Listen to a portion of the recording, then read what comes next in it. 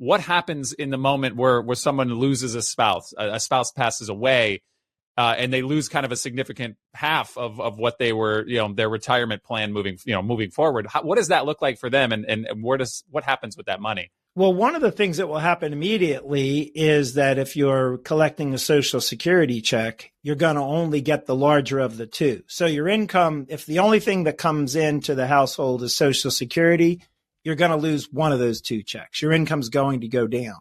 If you both have, say, IRAs, you're still going to be able to withdraw from the total IRA. If one person passes away, in your scenario, it's a spouse. So we're just going to say that everything goes into the surviving spouse's IRA.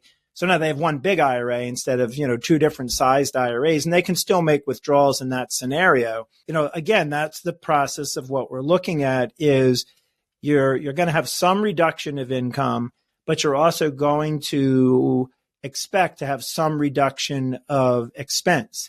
You're only buying one box of cereal, you're only buying one meal. If you're in a retirement community, as you mentioned, the $5,000 a month might go down to $4,000 a month, something like that. So the costs will get lower. And that's really, again, part of that plan is how do we guard against that? And I would say we do something sometimes is what are you afraid of?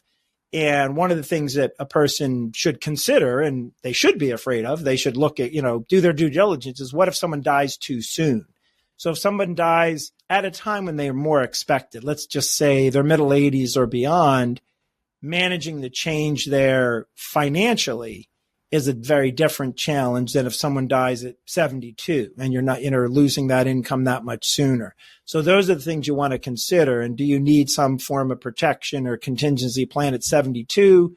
You no longer need at 80. They're all the things that are part of a good plan.